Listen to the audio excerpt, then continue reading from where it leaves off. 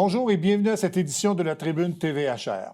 Aujourd'hui, il sera question d'un service d'interruption volontaire de grossesse qui s'installera à Saint-Jean dès 2025. On va en parler avec deux intervenantes du Centre des femmes du Haut-Richelieu. Mais d'abord, on va parler économie parce qu'il y a plusieurs dossiers sur la table dans le Haut-Richelieu. Il y a d'abord le dossier des travailleurs étrangers temporaires qui fait beaucoup jaser.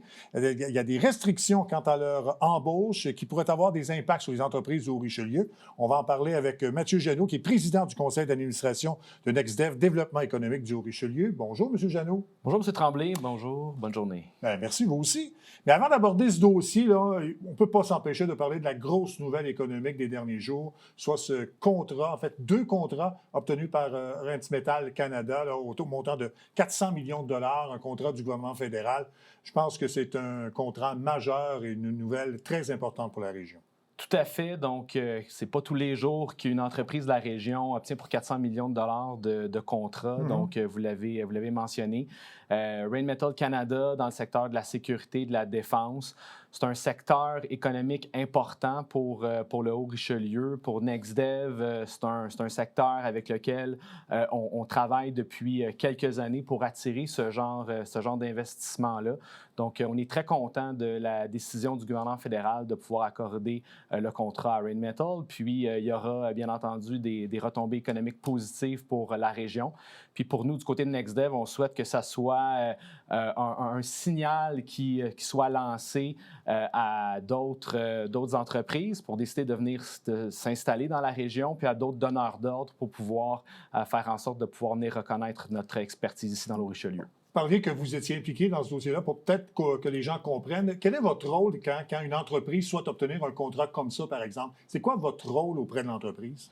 Bien, en fait, quand on regarde du côté de NextDev, on a différents rôles au niveau de l'organisme responsable du développement économique dans le Haut-Richelieu. Un des rôles qu'on a, c'est la concertation, finalement, de la région par rapport à différents dossiers de nature économique.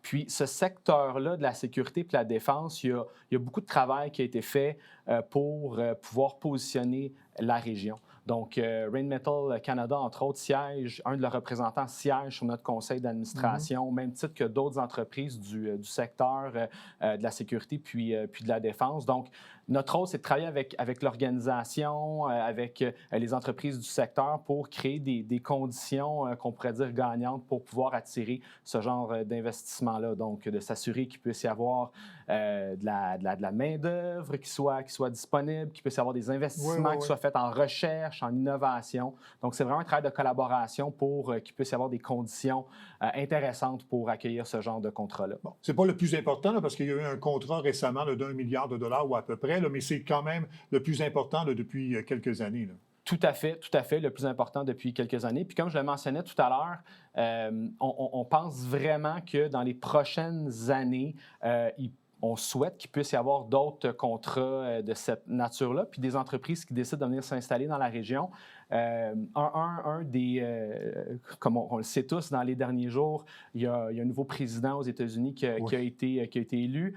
Un des dossiers importants pour ce nouveau président-là, ça sera sans doute le fait que les États qui sont membres de l'OTAN puissent investir 2 de leur PIB dans le secteur de la défense. Donc, ce qui n'est pas le cas au Canada actuellement. Exactement. Au Canada, on parle à peu près 1,3 actuellement environ. Mais c'est ce que ça veut dire, d'ici 2030, le Canada va devoir investir 40 milliards de plus par année dans le secteur de la défense. Donc, on pense que le Haut-Richelieu est une des régions qui pourrait bénéficier de cette augmentation-là de dépenses du fédéral. On va le souhaiter.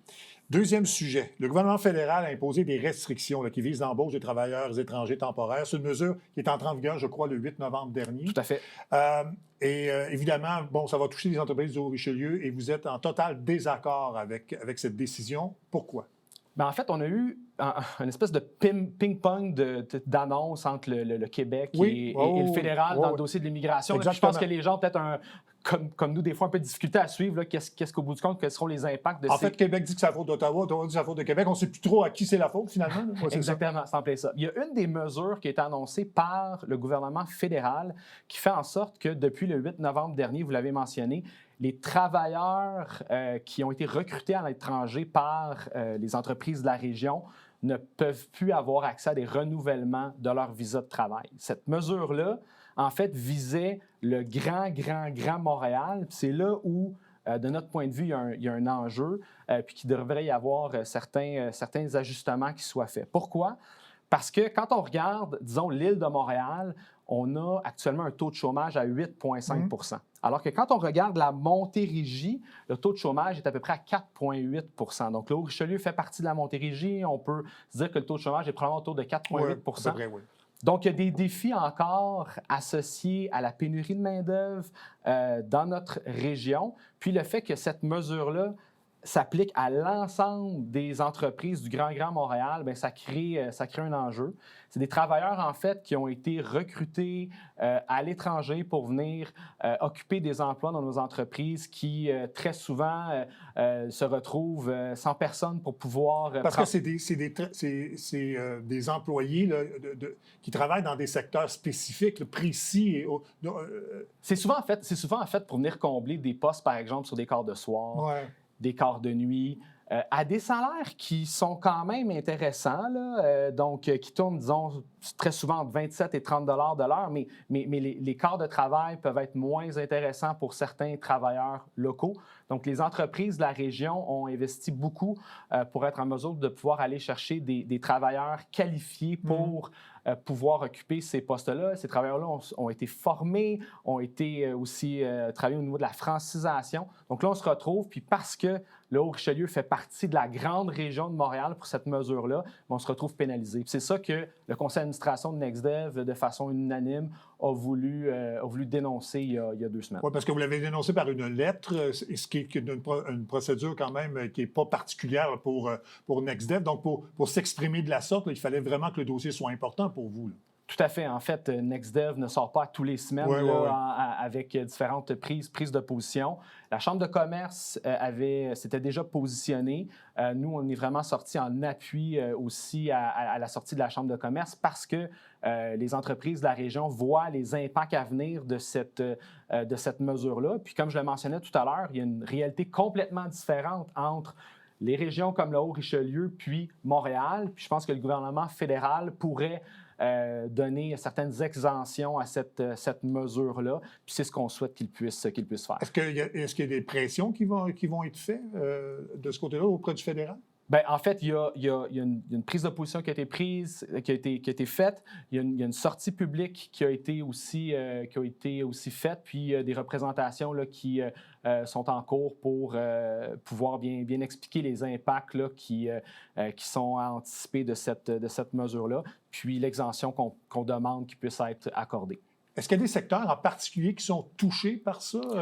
Bien, en fait, quand on regarde, disons, le Haut-Richelieu, là, on parle d'à peu près 400 à 500 travailleurs qui pourraient, d'ici 2 ans, avoir un enjeu avec le renouvellement de leur permis de travail. C'est dans le secteur du transport, c'est dans le secteur manufacturier.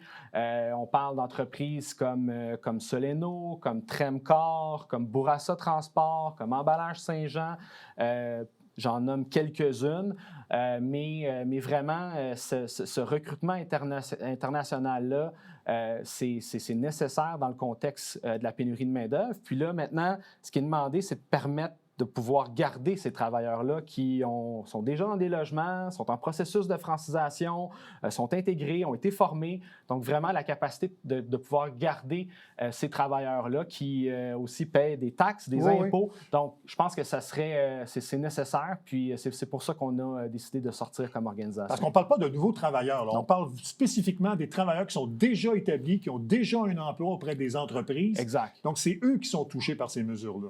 Tout à fait. Donc, au niveau des renouvellements des permis de travail, c'est ceux qui pourraient être touchés s'il n'y avait pas de changement à cette mesure-là qui soit annoncée dans les prochains mois. Question hypothétique, s'il y a un changement de gouvernement à Ottawa, est-ce que la lecture, la situation pourrait changer ou ça risque de se même détériorer? Bien, je pense que c'est hypothétique. À quelque part, le défi avec le dossier de l'immigration, c'est que des fois, ça part une tangente un peu trop politique, puis on vient un peu mettre tous les immigrants dans le même panier. Donc, il y a une catégorisation basée sur le type de permis. Donc, tout ça, il faut faire preuve de nuance.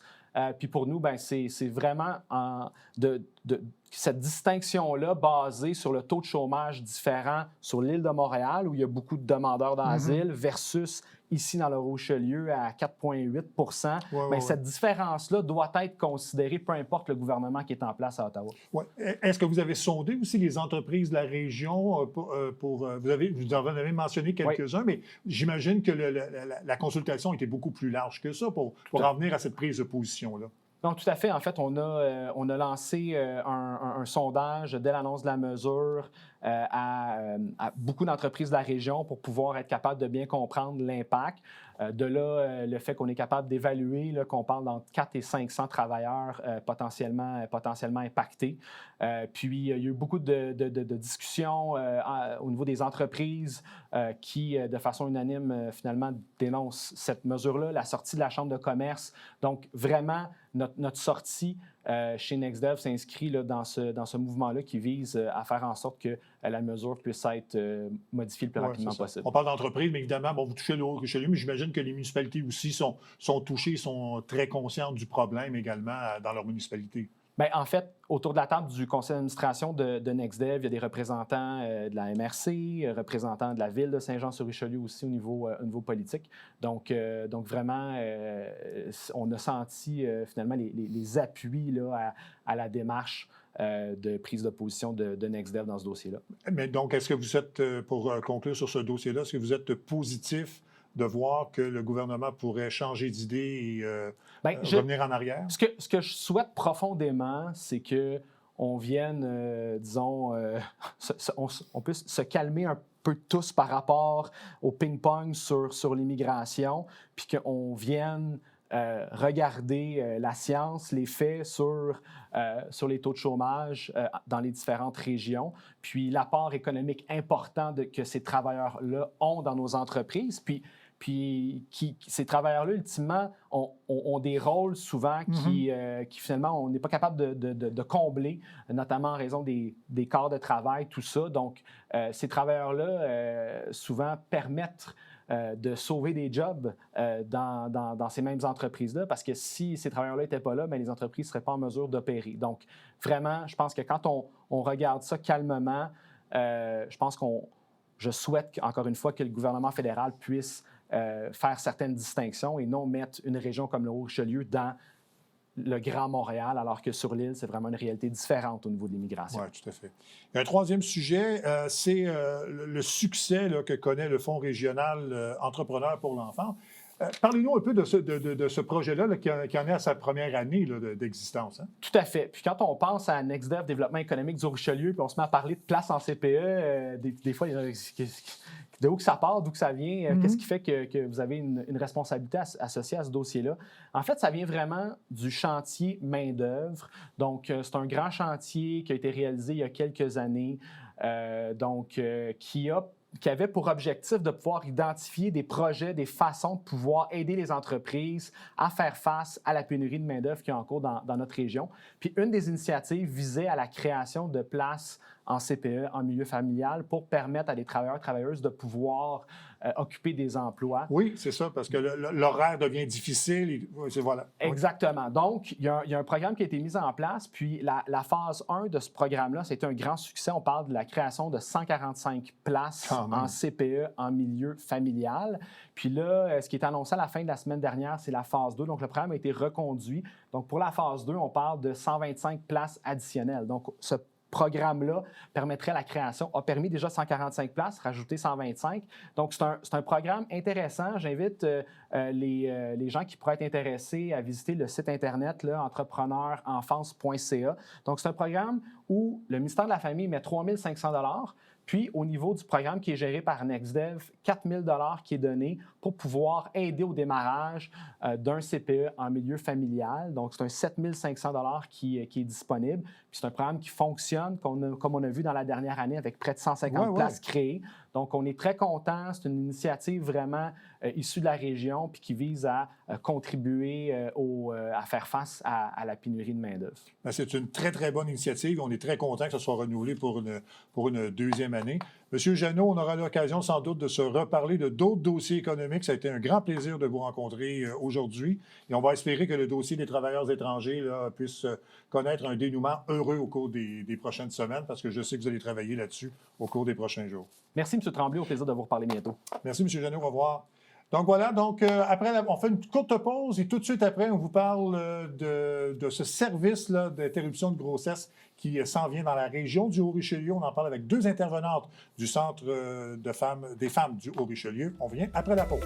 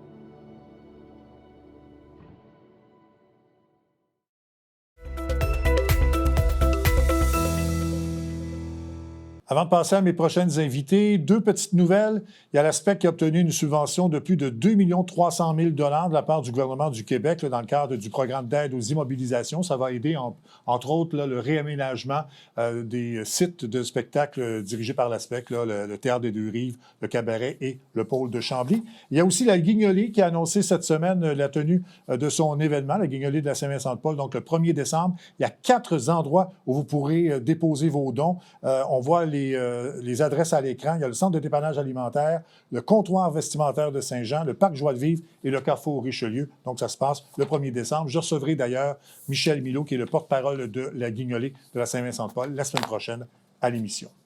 Les prochaines invités travaillent pour le Centre des femmes du Haut-Richelieu. Il y a un dossier fort important, en fait un projet qui va se réaliser pour 2025. C'est l'instauration d'un service d'interruption volontaire de grossesse. Et pour nous en parler, Mathilde Lucier et Rebecca Cossette, qui sont intervenantes et organisatrices communautaires du Centre des femmes du Haut-Richelieu. Mesdames, bonjour. Bonjour. Parlez-nous un peu de ce service-là. Ce sera quoi exactement? En fait, c'est un centre qu'on va pouvoir aller, toute personne ayant besoin d'une interruption volontaire de grossesse, qui serait beaucoup plus proche dans la région que les services qu'on a présentement. Donc, ça va être un service de santé pour les femmes de la région. Oui, parce qu'actuellement, elles doivent se déplacer. Là. Je pense que c'est Saint-Lambert ou même dans la région de Montréal. Donc, il y avait rien pour les résidentes de Saint-Jean pour justement aider dans ce sens-là. Non, effectivement. Il y avait au moins 30 minutes d'auto à faire. Là. Puis vu qu'il n'y a pas non plus d'autobus qui se rend à ces places-là, c'est difficile aussi si on n'a pas de moyens de transport là, pour s'y rendre. Bon, parce que ça fait partie d'un programme, je pense que le gouvernement du Québec veut vraiment rendre accessible ce genre de service. Donc, ce sera à Saint-Jean, comme je le mentionnais, en 2025. Qu'est-ce que le Centre des femmes va faire dans ce projet-là, dans ce dossier-là, pour aider les femmes, justement? En fait, nous, on est un organisme dans la région de Saint-Jean-sur-Richelieu, mais qui offre des services aussi un petit peu plus loin dans notre région. Puis on est ici pour accompagner, pour être de service aux femmes, pour les aider dans peu importe les besoins qu'ils peuvent vivre dans le moment. Donc, il y a 2 intervenantes qui sont tout le temps sur place au centre pour recevoir les femmes qui seraient dans un besoin plus particulier. Mais on est aussi un centre d'éducation populaire, donc on essaie de faire de notre mieux pour donner le plus d'informations possible, d'informer les femmes de la région pour qu'elles aient vraiment tout le pouvoir de prendre les décisions qui les avantagent le mieux. Oui, parce que j'imagine que pour le Centre des femmes, cette décision-là là, d'instaurer un service comme ça, là, c'est accueilli positivement et à bras ouverts. Là. Oui, parce que nous, on se considère pro-choix, puis on travaille aussi en conditions féminines, dans le fond, vraiment à améliorer les conditions des femmes. Fait que c'est pour ça que quand on va faire de l'accompagnement, c'est vraiment pour accompagner les femmes dans leurs décisions, dans leur cheminement, dans leur n'importe quelle situation. Fait que c'est sûr qu'on est là dans cet accompagnement-là. Bon, je sais que c'est difficile à chiffrer, là, mais j'imagine qu'il y a énormément de personnes, de femmes, qui vont bénéficier de ce service-là là, parce que il y a la distance, mais aussi la prise de décision n'est pas nécessairement facile dans ce genre de conditions-là. Là. Je pense que c'est jamais une décision qui peut être facile. On croit fermement que chaque femme, chaque personne a sa propre décision qui lui appartient. Puis c'est sûr qu'à Saint-Jean, on est une ville d'au-dessus de 100 000 habitants et dans les régions autour de Saint-Jean, il va y avoir beaucoup de femmes et de personnes qui vont être touchées par l'ouverture de ce nouveau service-là. Donc, ça va faciliter au moins l'accessibilité à cette décision-là de toutes les femmes qui entourent et qui vivent dans Saint-Jean. Bon, on ne connaît pas les modalités, on ne sait pas non plus où ce sera situé exactement, mais je pense que les femmes qui auront besoin d'aide vont pouvoir passer justement par le centre pour avoir de l'information et être dirigées. Oui. Voilà. Parlons plus du Centre des femmes maintenant. Oui. Quel est votre rôle là, globalement là, pour les femmes du Haut-Richelieu? En fait, on est un centre qui offre une multitude de services pour les femmes à Saint-Jean. Saint-Jean et alentour. Donc, notre but principal, c'est vraiment d'améliorer la condition des femmes. Donc, n'importe quelle femme peut venir avec un besoin qui est précis, qui va passer plus dans nos bureaux d'intervenantes, mais on offre aussi des services plus communautaires, comme des ateliers qui vont toucher plein d'aspects différents. Comme il n'y a pas longtemps, on a eu un atelier de mécanique pour montrer aux femmes qui peuvent elles-mêmes faire des petites choses dans leurs autos puis tout leur donner l'indépendance qu'on n'a pas l'occasion dans notre vie de femme, des fois, d'acquérir. Donc, c'est plusieurs petits services comme ça qui font notre centre. Et quand on parle de besoins particuliers, là, si on veut cibler vraiment pour donner des exemples aux gens, là, ce serait quoi exactement? On travaille tout ce qui est briser l'isolement, les violences conjugales. Tu sais, comme là, prochainement, c'est les 12 jours d'action contre les violences faites aux femmes du 25 novembre au 6 décembre. Fait que nous, c'est sûr qu'on va beaucoup se mobiliser pour sensibiliser autant nos participantes que les citoyens. On va travailler aussi à tout ce qui est droit... Tu sais qu'en ce moment, c'est difficile. Fait que les places en garderie, oui. On supporte l'allaitement. Là, je réfléchis. Tu sais, tout ce qui est sécurité alimentaire aussi. On a des groupes de cuisine collective. On a un frigo partage aussi qu'on veut tranquillement remplir avec l'aide de dons pour que nos femmes, nos membres puissent s'aider un peu à se nourrir à ce niveau-là. Mais on ne reste pas quand même un service alimentaire. C'est vraiment juste pour un petit dépannage pour nos membres. Là. Fait que c'est vraiment dans le but que la force du groupe aussi... Là, ouais. On parle beaucoup de ça. Il y a la pauvreté qui s'installe parce qu'il y a de plus en plus de familles monoparentales. Bon. Est-ce que, sans dire qu'il y a eu une détérioration, mais est-ce que la situation est encore grave en 2024? Je pense que c'est grave, puis ça devient de plus en plus grave parce que les femmes sont à grand risque d'appauvrissement, surtout dans les situations de séparation. On a un système de loi, des fois, qui les protège, mais pas entièrement. Souvent, on va avoir toute la tâche ménagère qui va revenir à la femme dans plusieurs cas où elle va devoir s'occuper des enfants, mais aussi d'aller travailler, d'essayer de trouver un appartement. Ce qu'on appelle la charge mentale. La charge mentale, exactement. Puis au niveau du logement, c'est extrêmement difficile ces temps-ci. On voit beaucoup de femmes, des fois, qui vivent des situations de violence conjugale ou des violences familiales qui ne peuvent pas nécessairement se permettre de partir de chez elles parce qu'elles sont simplement pas capables de se trouver un nouvel endroit où loger leur famille. Fait que c'est extrêmement difficile, puis tout augmente autour de nous. Fait que c'est vraiment pas facile au niveau financier présentement pour... c'est ça.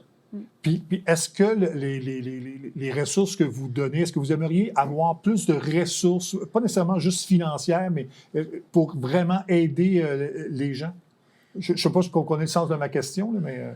En fait, je pense qu'il n'y aura jamais assez de travail communautaire qui peut être fait. On fait toujours de notre mieux, on fait avec ce qu'on a aussi, mais le besoin humain est toujours grandissant dans les conditions qu'on est présentement. Donc, de l'aide, il n'y en a jamais trop. Puis auparavant, dans une certaine époque, moi je suis un peu plus vieux, mais c'était des gens un peu plus âgés, mais je pense qu'aussi là, de plus en plus de jeunes ont besoin de ces ressources-là. Ça touche de plus en plus de jeunes femmes. Là. Notre équipe est très jeune. Ouais. On tourne trentaine, vingtaine, là, l'équipe de travail, mais je pense que c'est ça, on a une certaine... on se rend compte que le travail de nos grands-mères n'a pas été terminé, puis que là, il faut qu'on continue, puis qu'il y a d'autres types de violences qui s'en viennent, on perd des droits, veut pas. On se dit, ah, mais non, tout est réglé, mais non, on n'est pas réglé, sinon, Mathilde et moi, on ne serait pas là aujourd'hui, et notre centre non plus. C'est ça. Là, c'est peut-être une drôle de question, mais est-ce que vous pensez que le gouvernement devrait en faire plus pour la cause des femmes? Pour la cause des femmes, oui, en particulier, je pense qu'il y a plein de belles initiatives qui pourraient être mises en place pour améliorer la condition des femmes. Mais je pense que autant bien la condition des femmes que ça l'aide tout le monde autour. Des femmes qui sont heureuses, qui sont saines, en santé dans la communauté, ça fait refléter le bonheur sur tout le monde. Donc, c'est oui des services pour femmes, mais c'est aussi des services pour la communauté. Ouais. Si on rajoute des places en garderie, les femmes vont pouvoir aller emporter leurs enfants, puis c'est les femmes qui en souffrent le plus de ces manques-là. Fait qu'on va pouvoir plus avoir de main-d'œuvre aussi pour travailler à les places où il en manque. Là. Mm-hmm. On dit que c'est beaucoup le système d'école, le système de santé qui souffre, mais c'est souvent des travaux, des places d'endroit de travail que c'est fortement féminin. Oui, c'est ça. Vous êtes combien d'intervenantes au Centre des femmes? On est 2 intervenantes, mais on est une équipe de 5 5 personnes. Donc, les gens qui ont besoin d'aide, donc à communiquer, là, il y a un site web et puis ils peuvent communiquer au numéro de téléphone pour obtenir de l'aide pour... On a un site web, page Facebook, Instagram, YouTube. on les accumule. Vous êtes au goût du jour. Ah oui, justement pour être au goût du jour, puis surtout pour les femmes un petit peu plus jeunes aussi, on s'est modernisé dans certaines méthodes de communication. Mathilde Ducy et Rebecca Cossette, merci infiniment de votre visite et puis on va suivre le dossier de près au cours des prochaines semaines. Merci beaucoup. Merci. Voilà, c'est tout pour la tribune TVHR pour aujourd'hui. Je vous souhaite une bonne fin de journée et je vous dis à la prochaine.